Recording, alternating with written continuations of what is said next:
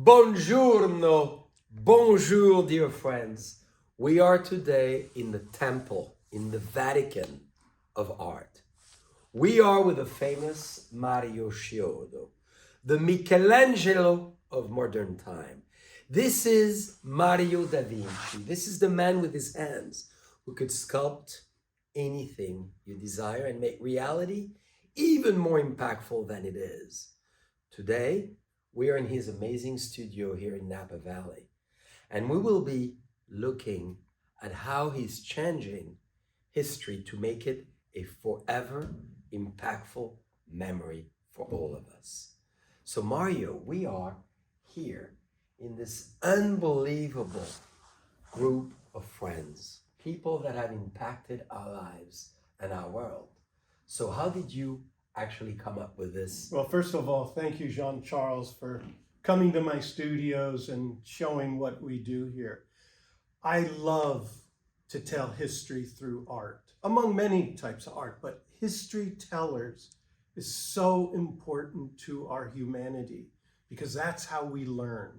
And what you're seeing behind me and Jean-Charles is the original small-scale model of the Remember Them monument that I created in Oakland that ultimately became a 113-foot monument in bronze and is one of the largest representational history bronzes in the United States.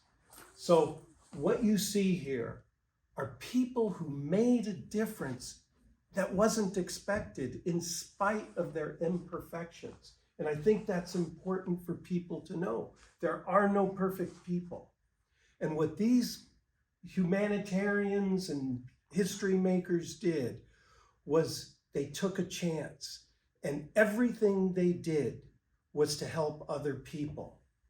And a lot of people say, how could you have this person and that person on this monument? They're so different. But I see the similarities, not the differences. They all gave themselves up for other people. And that's what is important to capture. Even now, our modern day history makers need to be captured so that people can say, I can do what they did, or I can learn from what they did. So that's what this is about. Mario, how do you succeed without having necessarily met them personally to capture through sculpting, touching, feeling so much expression as if they had been your friends for so long? Well, it's a great question because I have to immerse myself in these people. I would locate and identify as much information as I can get and reading.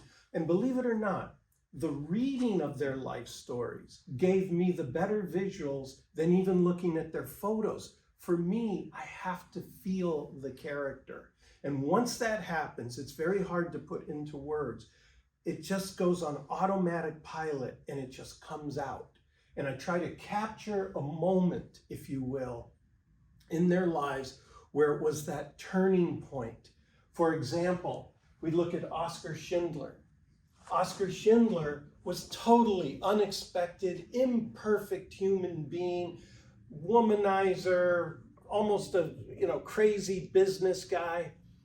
And yet, that day that he saw several hundred little Jewish children being shot, changed his life, and he dedicated himself for helping other people. That's what I tried to capture, where he's reaching to humanity. So that just came out. So then, of course, you have The March, Martin Luther King, Coretta King, Ralph Abernathy, Rosa Parks. The other thing I did is these were like pillars. Yes. They had to be stronger than rock.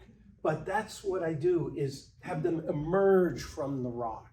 And you can see how it's captured here. And it's just pushing forward. That was important for me to capture because there was so much opposition to what Dr. King was doing. And how did you become, and what in your life, in fact, made you change or evolve to wanting to speak about history? Well, that's a great question also. First of all, I always loved history makers, but my art industry led me down the roads of movies, Halloween, entertainment venue, and all these things. I mean, actually, it's hard to believe an artist became a public company for 12 years, which I no longer Hard do. to imagine. Yes. So that critical day, 9/11/2001, when I saw the Twin Towers go down, I asked myself, what am I doing? What's my with purpose? What am I doing with my art to help other people? The whole country was in chaos at that time. We were condemning entire countries for the acts of the very few. And I said to myself, I've got to do something that shows our unity, our similarities. And when I first proposed the idea of the Remember Them monument, people thought I was crazy. I had over 400 letters that I wrote around the country. Nice idea, but it'll never happen. And all that told me was the more difficult it is, means the more important it is to do this. And it ultimately happened. I got to know some of the actual living people on here and all the relatives. Martin Luther King III, we became good friends. Oscar Schindler's niece, Frederick Douglass's last living relative, and so forth. It was just amazing, some of the stories that I would hear that you never hear in history books. And talking about history, as a sculptor, do you feel you have a mission to actually document history into such powerful forces? I use the word Leonardo da Vinci, Michaelangelo, I could use Sculptor, I could use Rodin, I could use so many others that I feel you so much represent. As I'm telling you that, I have goosebumps because I'm next to the 21st century of any one of those. So do you feel there's a mission that is given to you to bring to the generations to come this amazing power of the past? I feel without a doubt I was put here to do this, but not to be the sole person. I think I am an igniter. As much as I love to do this, what's important to me is that I pass this on to other aspiring artists who don't know that they have the ability to be a change maker for the world. That is the most important purpose in my life. And I can only do that through example. But yes, I feel it is so critical now more than ever that we tell how history really happened so we can learn from it and really be a better society for it. Without a precise sign next to this monument, how do you want people to read this fabulous accumulation, collection of great minds together? Let's go on this one as an example. Well, I can describe what I did here. And it's hard to tell from the models because this is the small model, but actually what I did was sculpt everything on a helix. And understand why. A helix, everybody's DNA is 99.9% the same. And it is another symbol. It really, to answer your question, it is imperative that we see we are the human race and not just the white, the black, the brown, the this, the that, or religion, but we are all one species. That's right. And that's what is really so powerfully transcribed. That's what I try to emulate. And why so much you're interested in human beings? Because as we walk through your beautiful atelier here, it's all about people, and we have great news on that. And we're going to be unveiling something that is been kept as a secret for many, many months, that the maestro has done. Another history maker. Well, maybe. So what fascinates you with people that you want to transcribe? I think probably the most important thing is it's people that were not expected to do the wonderful things they ultimately did for other people. And I think we as a culture need to look at ourselves and ask, what can I do for other people? So that's one of the most important attributes I look for in creating a history maker. Do you think the maker of the world, whoever he is or she is, has given that talent of that mind with those hands to actually do this? I believe very strong. It's beyond religion. It's beyond man-made things. Something put us all here. And I believe I've been very blessed. And I can't even put into words, because if I try to think it out, it doesn't happen. If I let go, something takes over and I just start going. And that's the part that is so hard to describe. But if I can relay that to young artists to just find that vibration, everything will come, and be disciplined. That's... As you talk about vibration, what frequency do you need to be at in order to create? Because I see you in two different ways. In a very methodical fashion, where you draw, and I've seen your beautiful drawings, which are incredible. And to be a great sculptor, you need to be a great drawer. But at the same time, I see you as well going and just sculpting. So can you explain this? It's a good thing to bring up, because sometimes I'll get an idea, Yeah. but it's not totally clear. And I reach for different components or things like drawing. I'll even do things that have nothing to do with the subject, just to clear my brain, to get that frequency going, especially communing with nature or walking on a golf course or a wooded area. But I start these very quick scribble sketches, and I never draw longer than 3, 4, 5 minutes at a time. Yes. And then it just starts to happen. And then when I begin detailing, you never finish a drawing, but it's at that moment when I start to detail, I know I need to go now to the actual clay models. So I think maybe now is the time to go and discover more of the Mario Chiodo instant magical mind that transcribe what he has with those powerful hands to sculpt the future. Let's do it. Are you ready, Jean-Charles? I'm not sure I am. Now for the big reveal. The true moment of life. Here comes eternity.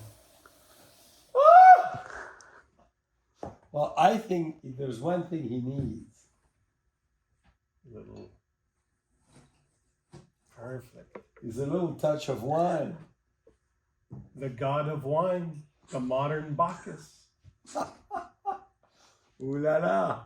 But I needed to capture you, Jean-Charles, in this very strong, powerful way, because of the impact you've had on so many people. Well, thank you for saying that. But what made you feel that it was important, and how should it be perceived? It should be perceived that this spirit, this human being spirit, did things for other people. I mean, think about it, Jean-Charles. I'm not trying to make you uncomfortable or embarrass you. It's true. Look at the people you keep employed. Look at the bandwidth you have of making people's lives better. That's why we do this. Well, this is exciting to see. Finally, my twin brother alive next to me. So, Mario, this process is obviously a 6 foot and beyond sculpture in clay. So that's step one of the entire process. So you've been at this for many months now. Yes. So now he's ready to go through the molding process. So we'll have to make a mold of every part of the body. And then from there, we'll cast the figure in stone. You mean we'll have every part of my body in a mold? Every part. So whoever wants a piece can actually get a piece. Yeah. They'll be able to see you in your full glory. Ooh la la. I've never had my body so well measured. So proportion, dimension, it's pretty much who I am. It's exactly. So we've done endless pictures, dear friends, all around Mario's studio, has been pictures of myself under every angle. So you could see that Mario has obviously captured every part of it. Maybe the 8 packs is a little better than the reality, but there's a little bit of a pack there. It's you. It's you. And Mario, so what has been the most difficult to achieve here? I don't want to say difficult, but it is capturing your spirit is the most important thing. And that's what, it's not to make a mannequin or a doll. It's to create a art piece that captures the spirit. And we are great friends, naturally. So we know each other. I know who you are. So within this process, did you need to know who I was to capture the light in the eyes and No, the expression? it's actually critical. Because it's more than just the features. It is the spirit. I keep coming. The personality, the feel. But you're doing right now, and there's a massive sculpture behind us of the Dalai Lama. Mm-hmm. Have you met him? Not in person. But you know I will, yes, enough I've had correspondence. Because I'm looking at it right there, dear friends. You're going to see that soon unveiled in the world, because it's going to be an 20-foot in sculpture Ithaca, New York. In Ithaca, New York, and he is looking so powerful as we look at him. It's amazing. So even when you don't meet the person, you succeed to capture the spirit. Oh, yeah. So from here, we're going to cast every piece, and then we'll be able to achieve what we want to do. Yes. So, dear friends, we have a big plan for this sculpture. And the plan will be a scenography where I will be able to invite you in multiple areas of our wineries and tell you various stories, coming literally from my mind, my mouth, and my spirit. So I cannot wait. We're there. Here we are.